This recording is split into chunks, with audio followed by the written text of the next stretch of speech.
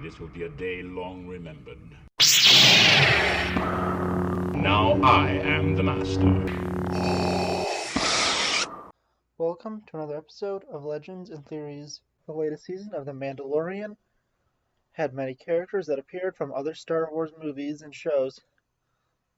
Here's a list of 15 episodes of other Star Wars shows that I think you should watch to understand the story of the characters that appeared better. For this list, I will only be looking at canon TV shows, so I'll not be considering shows like the original Clone Wars or Lego specials and stuff like that.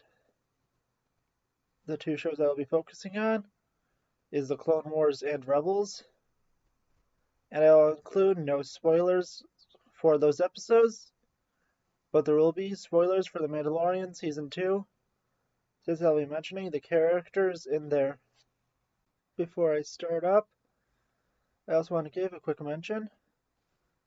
Although they are not episodes of these shows, I would recommend watching episodes 1 through 6 of Star Wars and the Clone Wars movie, since the backstory to some characters in the movies appear in The Mandalorian, like Luke Skywalker, Boba Fett, and Ahsoka Tano in the Clone Wars movie. A quick note, these episodes are in release order by continuity, so stuff from Clone Wars will be first, including Season 7, and then Rebels will be after. I am also considering arcs in this list. That will be a group of episodes from the shows, and it's what takes up most of the spots, but there are a few individual single episodes that I do count. Starting up, we have the Clone Wars, Season 2, Episodes 5 through 8, Landing at Point Rain, Weapons Factory, Legacy of Terror, and Brain Invaders. These episodes focus on Ahsoka Tano in the second and fourth one, but they're all good to watch together. Ahsoka is in the first one, but she is highly focused on in episodes 2 and 4 of this arc, and she does appear in episode 3, but 3 you should watch, since it sets up episode 4. Besides that, I'm not going to say much, just because it has character growth for Ahsoka, and the rest would be spoilers, and since this is likely watched by people who have not seen these episodes yet, I'm not going to reveal any more. Up next, at number 14, is Clone Wars Season 2, Episode 11, Lightsaber Lost. In this one, it is about Ahsoka, and again has major character growth for her.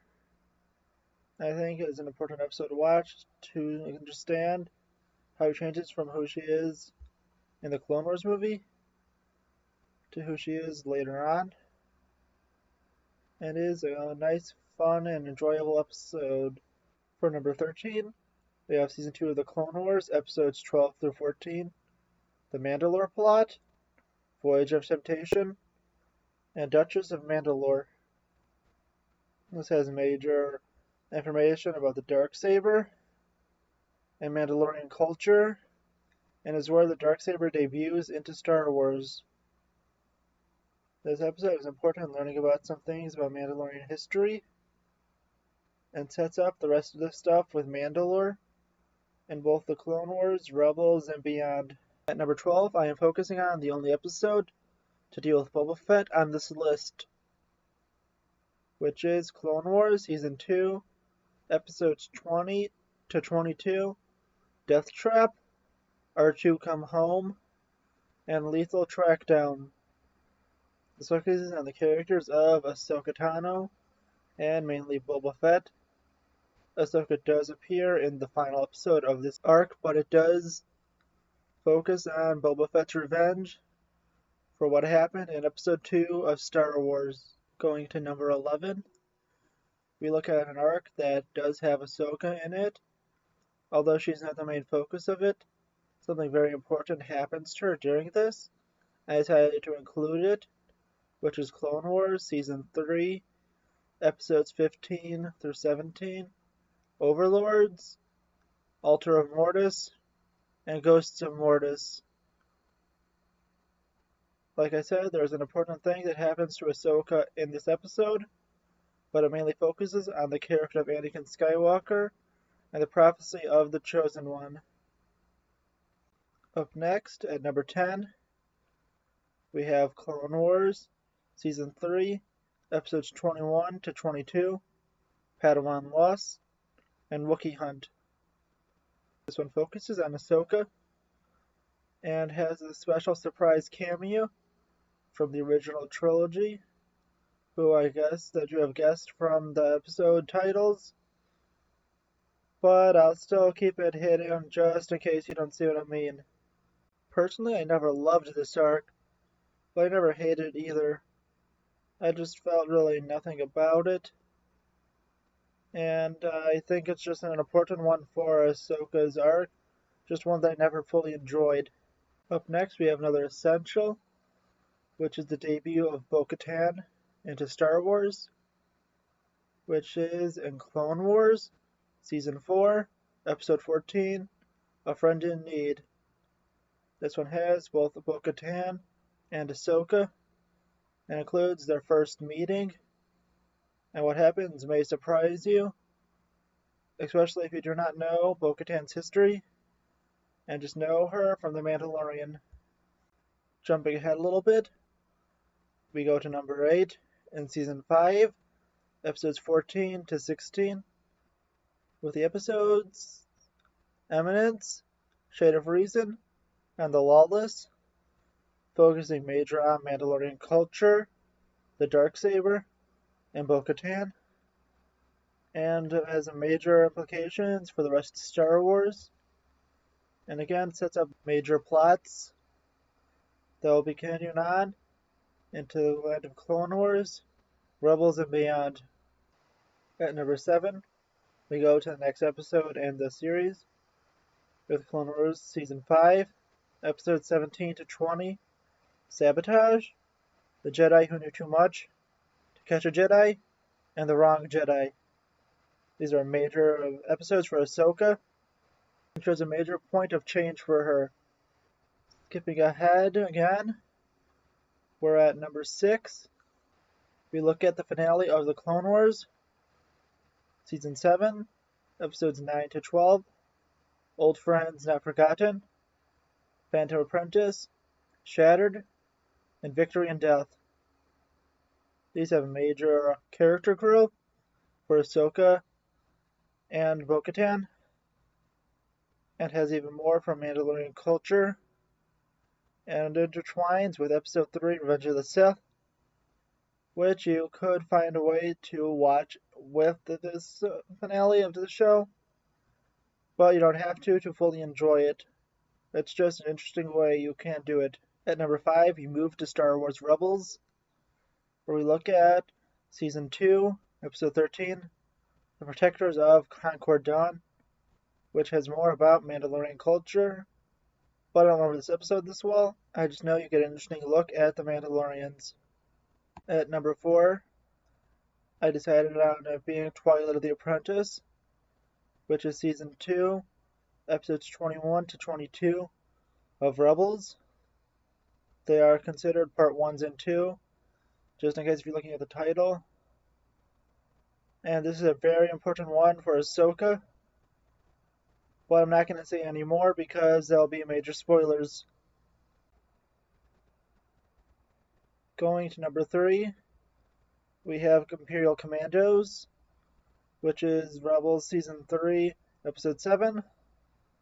And this is an important one to Mandalorian culture, and to set up another episode that's about to appear on this list, which is number 2, Rebels Season 3, Episodes 15 through 16, Trials of the Darksaber, and Legacy of Mandalore, which these are important ones where you learn the history of the Darksaber, more about Mandalorian culture, and sets up the next one again, which is Rebels Season 4, Episodes 1 through 2, Heroes of Mandalore, which again is a Part 1 and 2, like Twilight of the Apprentice.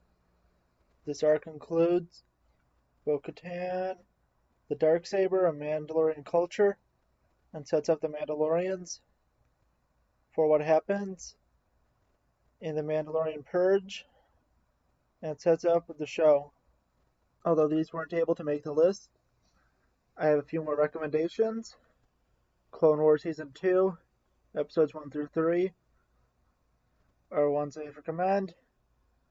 Going on to Season 3 of the Clone Wars, watching Episodes 5 and 6, have a little more on Mandalorian history, but aren't that important, so I didn't include them. And finally, going on to Rebels, Season 4, Episode 13, is one you may want to watch. These are the 15 episodes of the Star Wars shows, the Clone Wars and Rebels, that I do recommend you watch to better understand characters and The Mandalorian Season 2. Of course, you don't need to watch any of these, or you can watch all of them, but I do recommend watching both shows. But just as a warning, Season 1 of both shows can be very tough for some. To me, Clone Wars Season 1 isn't that tough, since I grew up watching it, but Rebels Season 1 is very tough for me. And in the Rebels Season 1, there's only a few episodes that I enjoy, which have returning guest stars from other Star Wars movies in them, and some of the scenes in these episodes are not as impactful if you do not watch the full show, because then you do not have as much history or relation with the characters, especially if you've only watched the 14 or less arcs / episodes I recommended in this video. You should be able to find all of these on Disney Plus. I have been, the day I recorded on, which is New Year's Eve 2020, but I cannot guarantee that they will always be there on the future.